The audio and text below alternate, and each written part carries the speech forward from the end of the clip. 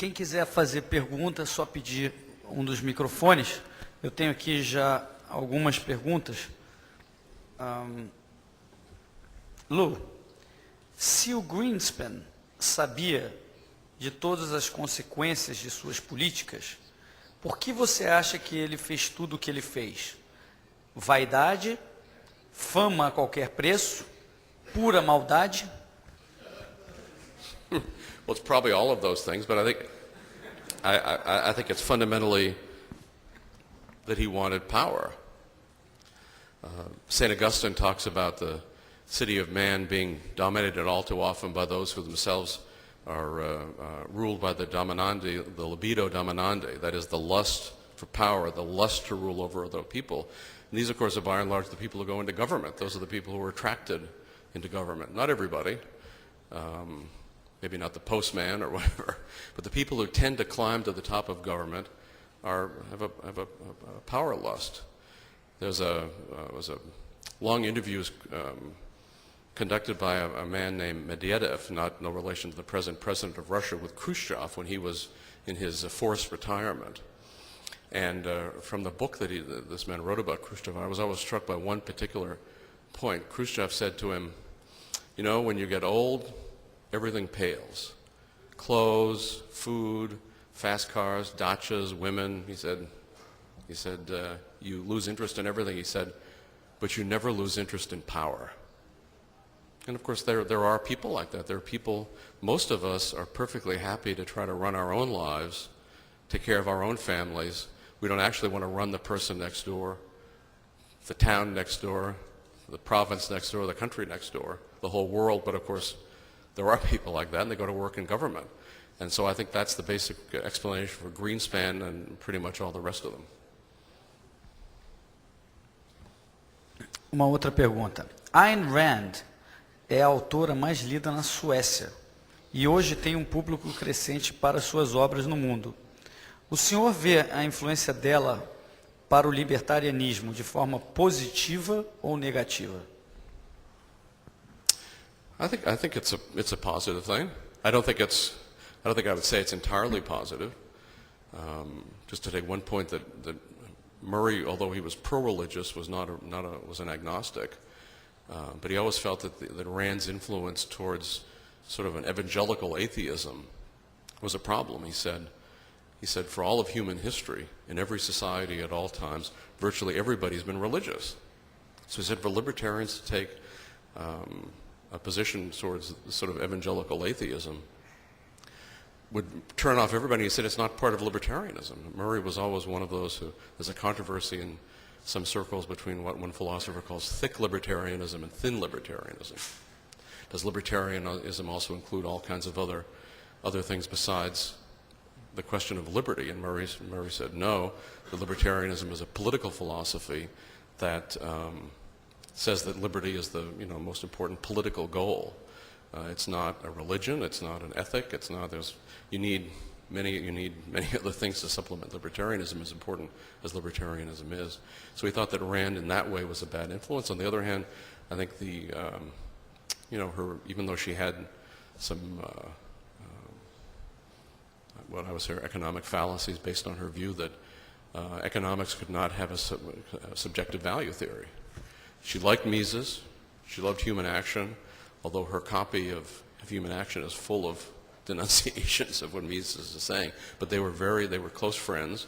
She admired him, and she did a tremendous amount to promote Austrian economics. But she did feel that that everything should be, that all value theory should be objective. And in fact, she appointed George Reisman to come up with an objective value theory for economics. And of course, there was only Smithianism, Marxism, Ricardianism, and that's what he did. So, there's those sorts of things, but the vast majority of young people, and it is mostly young people, who read Rand, inspired by her and directed towards libertarianism, towards Austrian economics, and towards the cause of freedom, I say absolutely. I mean, I was, and I think that's true of virtually everybody else. So I think she's very much of a plus. There are a few bad things, but as the years pass by, these things become less and less relevant.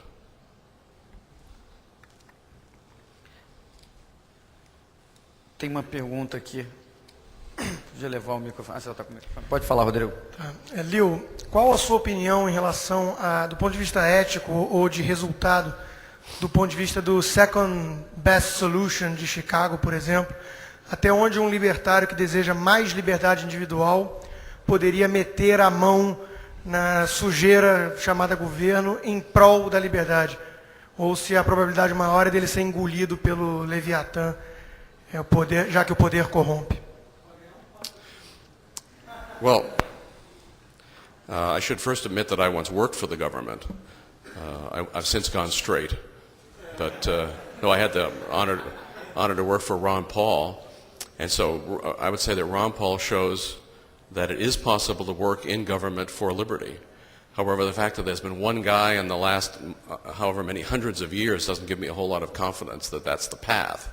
But if you have, the Ron Paul sorts of principles, if you can stand up against the opposition of your colleagues, although he's a wonderfully gregarious man, a great athlete too, which helps. I mean, like a champion swimmer and a champion baseball player, always a much sought-after player on the Republican baseball team. So that all that sort of thing helps him.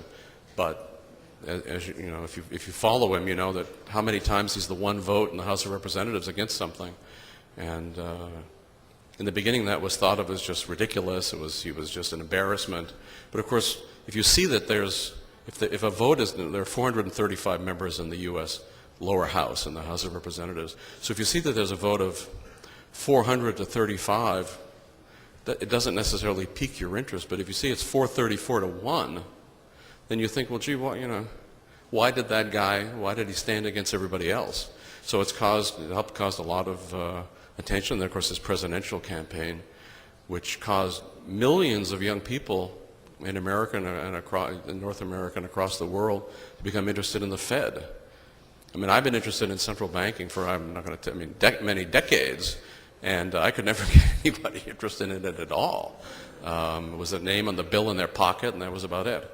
Ron Paul, in that one presidential campaign, got everybody interested, and in a Rothbardian sense, because Ron is very much a Rothbardian figure. His populism, his principled libertarianism, his anti-war position, his anti-Fed position, all Rothbardian. They were very close friends, and Murray a strong influence on Ron. But if you look at how Ron got explained that there's an economic error involving.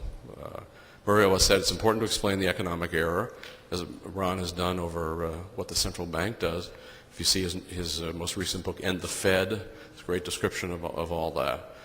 But he also shows that we're being ripped off, in Rothbard's phrase. And Rothbard always thought it was so important to explain the error and also show these people are stealing from you in whatever aspect of the government we're talking about. So, we have free will, and Ron Paul has certainly shown that it's possible to do that. But again, I think for the vast majority of us, it's probably not a good thing. I mean, it really is very corrupt and corrupting politics. And it's, I think of even Thomas Jefferson, who was a rotten president. He's a great guy before he was president, a great guy after he was president, in terms of what he was saying anyway. And while he was president, he did a lot of bad stuff.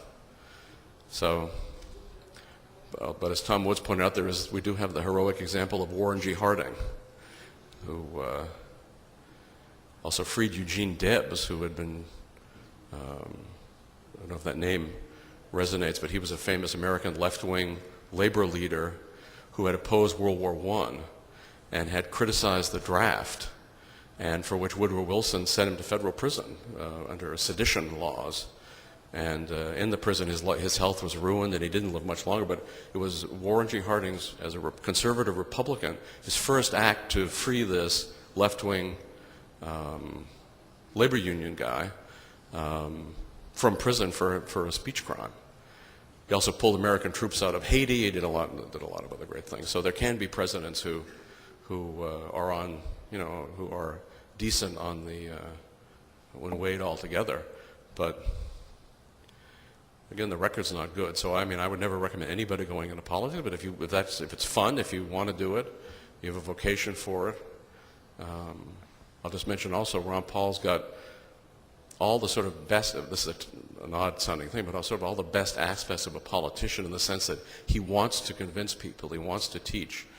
When he would have contested congressional elections, and these days he pretty much is a shoo-in every time, but he would wear out, speaking of shoes, 5 or 6 pairs of shoes walking his congressional district. Door after door after door, stop to talk to people, explain, answer questions. He loved doing that.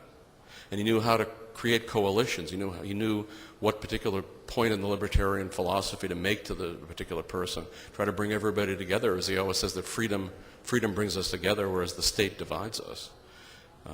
So if you've got those kinds of qualities, and you've got that kind of that desire, go to it. But again, at least in U.S. history, as far as I can tell, there's only been one guy like that in all of U.S. history. So I myself don't see that as a great thing for the average libertarian. But na linha do que você mencionou, Lew, sobre o Thomas Jefferson ser um bom cara antes do governo, depois do governo, mas não no governo, há uma pergunta aqui nesse sentido. O problema do Fed e a crise americana não tem mais relação, não teria mais relação com incentivos equivocados, que seriam naturais de um sistema estatal, do que com o caráter do presidente de momento do Fed, de quem esteja lá?